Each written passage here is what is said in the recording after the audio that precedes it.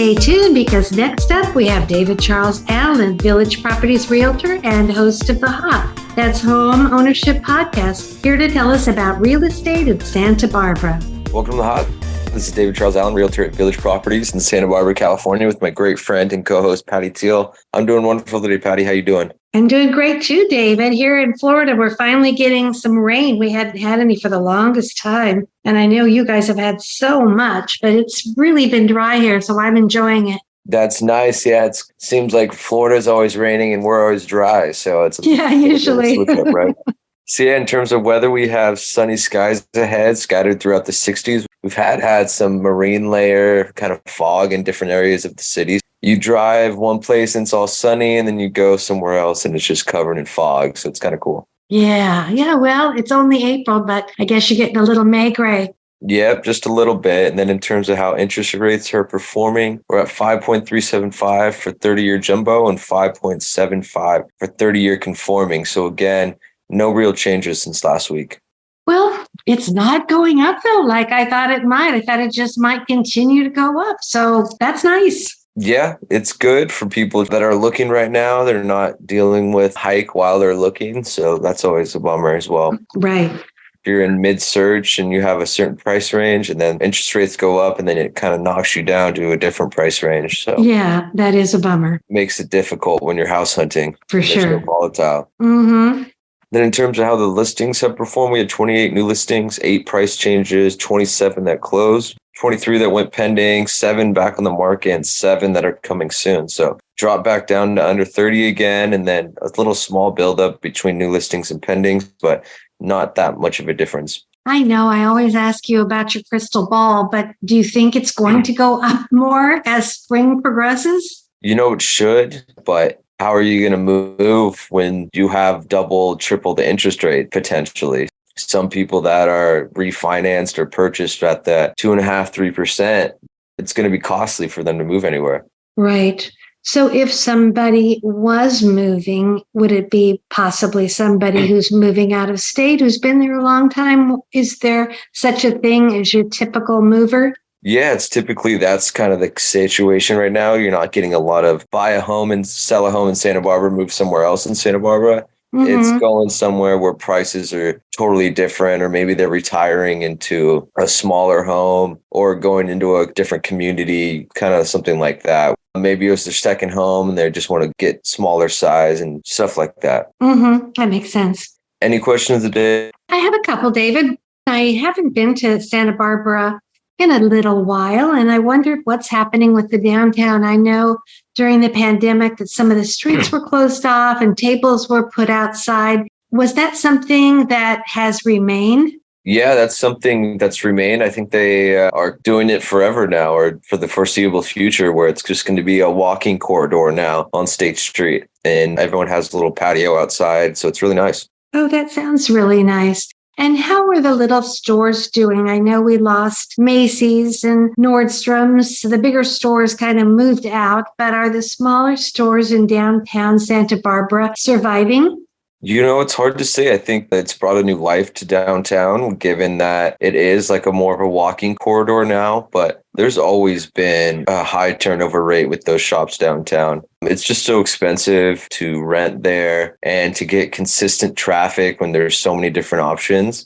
It makes it difficult when you're paying a high overhead. And since everything's kind of shifted to online in the last 10 years, sometimes it's not worth it to have some overhead. But we're really seeing kind of a shift back to people wanting to go to stores and wanting to see it in person and not just wanting to buy off Amazon from whoever's selling it. Well, I'm glad to hear that because, Santa Barbara has such a beautiful downtown with the old architecture and the little hidden nooks and crannies where you can go behind and find more shops. I'd hate for us to lose that. Yeah, I don't think you're ever going to really lose that. I know the funk zone's really still on the up and up. So a lot of people like to go down there now. And there's some shops popping up down there along with some wineries. It always ebbs and flows, it seems like. Mm-hmm. Yeah. And I was just doing some research on different areas, David, and I was really surprised to see that some other cities in Santa Barbara have really had their home prices drop. And I know the other areas are not your specialty, Santa Barbara is, but Oxnard, the average home was down like $50,000. I'm not sure what's happened to Ventura. But again, I guess because of the demand in Santa Barbara, that's unlikely to happen. Yeah, Oxnard and Ventura just a little bit different. I mean, you still have that semi-coastal beach kind of town, but it's just way larger. It can expand towards the mountains. It can expand towards inwards, like there's Port Hueneme and stuff too. So it just feels like a bigger area, and you're not as boutique setting, so to say, as Santa Barbara is. Yeah, which makes Santa Barbara a really great investment. It's usually a pretty great investment if you're trying to hold on to it long term. If you're able to pay the mortgage and either rent it out or whatever, it's usually a great investment long term. Yeah. Right. So, David, I know that you grew up in Santa Barbara. You've been there your entire life. So, if someone wanted to talk to you about selling or buying or just anything real estate related, how would they get a hold of you? Yeah, my number is 805-617-9311, and my email is david@davidcharlesisland.com. Thanks, David. And of course, before we go, I wanted to talk about our fur babies at home. How are yours doing? Oh, they're all doing so great right now. We got Mango sleeping next to me, and everyone's just loving life. I don't think the big dogs are looking forward to the warmer weather coming up, though. Yeah. I wanted to also tell people that you're somewhat of a nutrition expert, and you're definitely a nutrition expert for animals. In fact, on the horizon, you're going to start a business with nutritious dog treats, which we all can't wait for. But in the meantime, I thought maybe you could give us one dog nutrition tip today. It's really going to depend on your personal beliefs in nutrition. It's going to be different for everyone. For humans and animals, it's harder to find perfect nutrition for animals because you really don't know their response to it. You can judge like their activity and everything like that, and their coat and things that you can see, but you can't really know what they're feeling because they can't talk to you. They let it be known though when they like something. Yeah, they usually let you know pretty well. You can see it, you can feel it. They can't tell you. They can't really say too much salt. We'd like it a little sweeter. They can't give you that like, oh, I'm information. feeling a little drowsy after eating that. Right. No. So with human nutrition, that's a little bit different.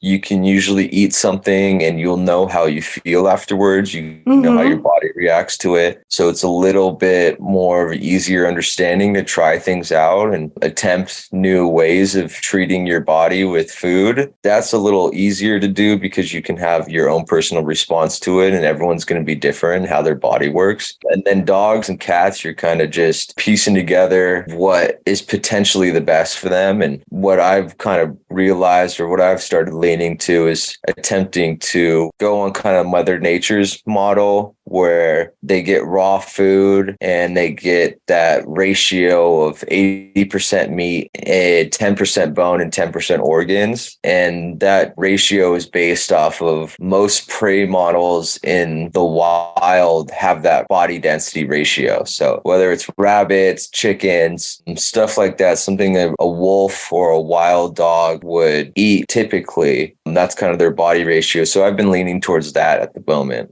Oh, that's interesting. I don't ever give my dogs raw meat, but is that safe? Again, it's going to be who you ask, what kind of facts you look into and how much you research it in terms of what you're comfortable with. I think there's always a hurdle in everything because we've been trained so long to listen to what we've been told, essentially. So we've been told for so long that you got to feed your dogs this. This is the healthy things and all this stuff, but who's really lobbying for them to say that? I know at a lot of these vet offices, they have these treats and recommended vet dog foods, and you look at the ingredients and it's just so terrible. And you're like, wait, so the vet's recommending this. It's at the vet office. There's another vet recommending it for food. And you're looking at the ingredients. You're like, why would I ever feed my dog this? And then you wonder why dogs have such a high proficiency for cancer when they get older. Like, I don't understand how a dog can get cancer. It has to be their food. It's what you put into your body, what expels from your body. So, and the environment. I do really worry about all the sprayed yards that are very green and beautiful, but the dogs are always on them. And I know every time I walked my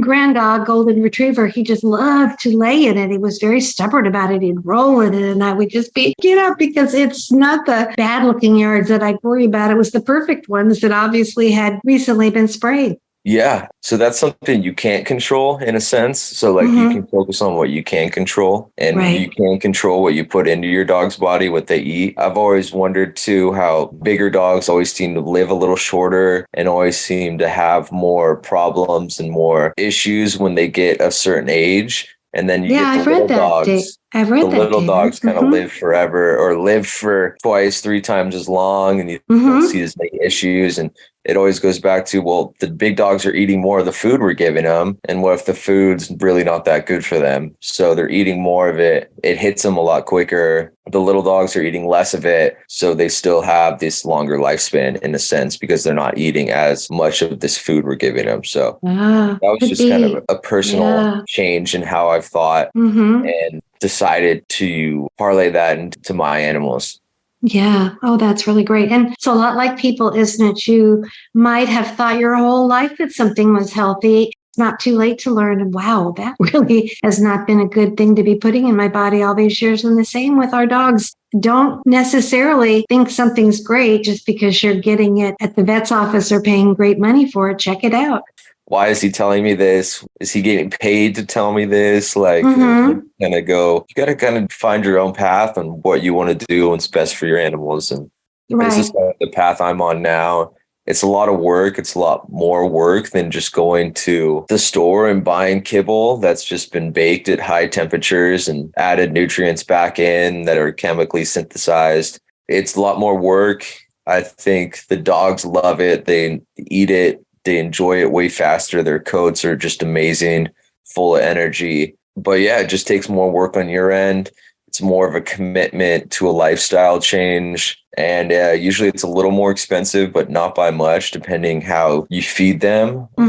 It's more work. It's less convenience than going to the store and buying store-bought food. Yeah, well, most of us love our pets so much that I think if we get educated, we'll be willing to do it. And I look forward to getting more information from you, David, on this subject in addition to real estate. Yeah, look forward to it. All right. Thanks, David. All right, let's give it a go next week. Bye.